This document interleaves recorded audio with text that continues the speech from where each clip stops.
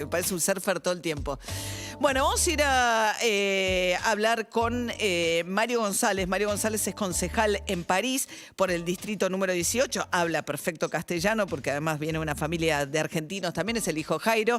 Pero está en este momento en Milán y Italia. Y me interesaba hablar con él porque hay un debate interesantísimo en este momento en Europa y un poco en Estados Unidos también respecto de la obligatoriedad de la vacuna. Porque con la variante Delta no tienen escasez de vacunas ni en Europa ni en Estados Unidos en este momento, pero la gente no se quiere vacunar y ese es hoy el principal problema que enfrentan.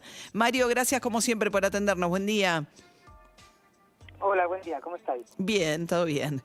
Bueno, vimos salir a un Manuel Macron furioso el fin de semana contra los antivacunas, ¿no? Y además todo el debate que se da en Francia acerca de la obligatoriedad o no de la vacuna o las prohibiciones de acceso a determinados lugares para aquellos que no se vacunan. Sí, hay un debate muy fuerte hoy en día en Francia, una polémica muy grande. Bueno, a ver, la gran mayoría de los franceses se están vacunando y quieren vacunarse y apoyan las medidas que ha tomado el gobierno. Ya estamos en 43,6% de la población que tiene las dos vacunas. Esto sigue progresando, las citas para vacunarse han aumentado de forma muy significativa desde los últimos anuncios de Macron, pero sí es verdad que tenemos una franja de la población que es antivacuna, una población bastante heteroclita, donde uno ve gente de extrema derecha, de gente de los chalecos amarillos. Yo no dejo de pensar que ahí también hay una instrumentalización también un poco política de ello, y además con unos discursos y unos argumentos que en Francia han pasado muy mal, porque han comparado Francia con una dictadura, lo cual me parece totalmente desfasado. Y sobre todo, eso ha sido una gran polémica, lo han comparado con el hecho de llevar la estrella amarilla por ser judío durante la Segunda Guerra Mundial. Y ahí es pasar un límite que no se puede pasar, porque eso equivale al negacionismo y, digámoslo, antisemitismo. Digamos que han ido muy lejos los antivacunas en su discurso. Luego no dejan de ser militares. Ha habido en total 118.000 manifestantes este fin de semana en toda Francia. No es nada, en comparación con otros movimientos sociales, es muy poco, pero nada, el debate está, la ley va a pasar ahora, normalmente se adopta este fin de semana, todavía hay muchas preguntas en relación a esa ley, y en particular, sobre todo lo que tiene que ver con el derecho laboral, porque si bien uno puede dar restricciones a accesos a lugares, lo que se está cuestionando es el hecho de que se pueda eventualmente despedir a un empleado que se niegue a vacunarse, y eso está en cuestión. O sea que todavía hay muchas preguntas sobre la legalidad de todas las medidas que se van a adoptar. Claro, por un lado, ¿no? Está la decisión de prohibir el ingreso en restaurantes, bares, a quienes no estén vacunados, ¿no? O sea, la participación en lugares públicos cerrados queda solamente para aquel que esté vacunado o que pueda dar prueba de que está vacunado. Vacunado o que tenga un test PCR, ¿eh? Okay. En realidad es el PAS sanitario. El PAS sanitario son tres condiciones. O se justifica de un test PCR en las últimas 72 horas, o se justifica de la vacunación completa, es decir, las 2 dosis más 14 días, o se justifica de haber tenido el COVID en los últimos 3 meses. Y haber curado del COVID, evidentemente. Eso es lo que permite tener el PAS sanitario. Y una de las otras problemáticas que va a haber es que el test PCR, que por ahora es gratuito, totalmente gratuito, a partir de septiembre ya no va a ser cubierto por la Seguridad Social. O sea que, claro, cada vez se impone cada vez más vacunarse. Claro, es una forma de llevar a la gente a la vacunación, ¿no?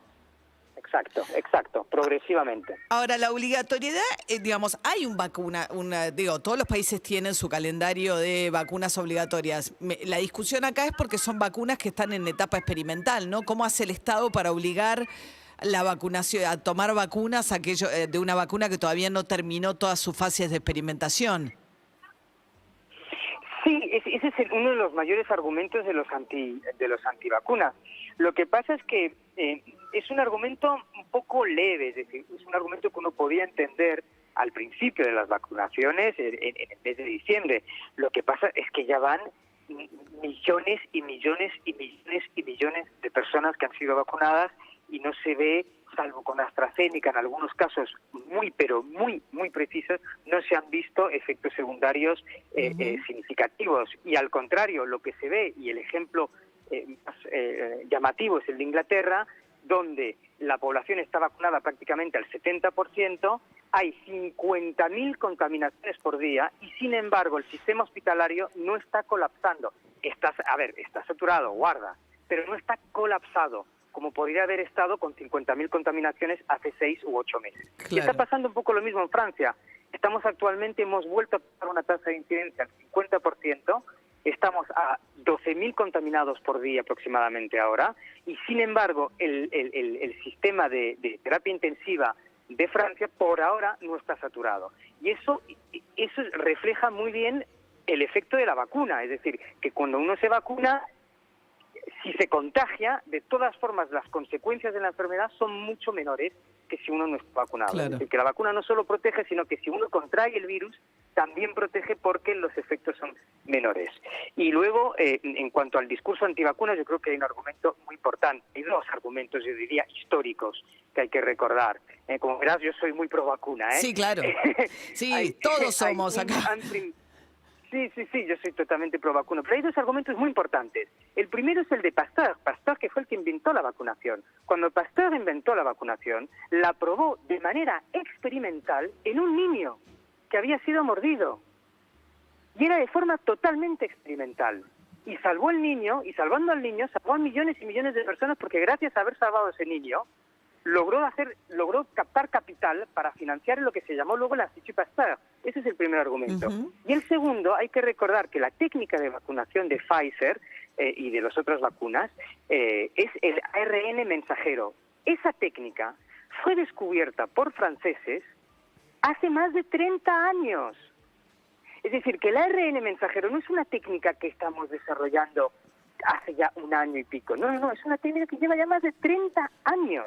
Efectivamente, todavía estamos, vamos a decir, en fase experimental en lo que es la fase normal de una vacuna. Pero de ahí a decir que es un experimento, me parece totalmente exagerado, porque todas las vacunas han pasado por las 3 etapas que tiene que pasar la legalización de una vacuna. De forma rápida, nadie dice lo contrario, pero han pasado las fases.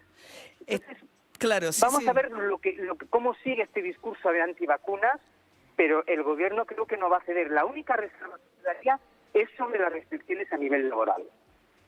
A nivel laboral, el hecho de si una empresa te puede imponer la obligatoriedad de la vacuna, sobre todo, porque ahí empieza también la discusión. Por un lado se mezcla lo de antivacunas y después las libertades individuales, en qué momento, en algo, ¿no? Si una empresa puede efectivamente obligarte o no.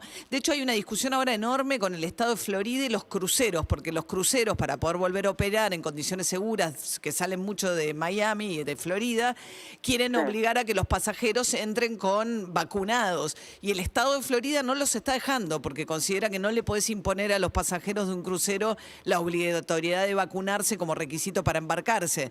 Pero bueno, estas discusiones se van a dar en un montón de frentes. Un montón. Aquí, por ejemplo, tenemos el caso de la compañía aérea francesa Air France. Ya ha anunciado que efectivamente los empleados que no se vacunen o que no se hagan el test PCR cada 72 horas podrán tener su contrato suspendido 2 meses y si no se justifica la vacunación a los 2 meses, se licencia directamente.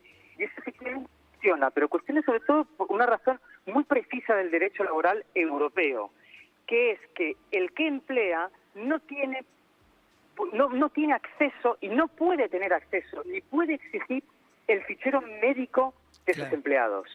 Y es un derecho fundamental de los trabajadores, es un derecho fundamental del derecho laboral europeo.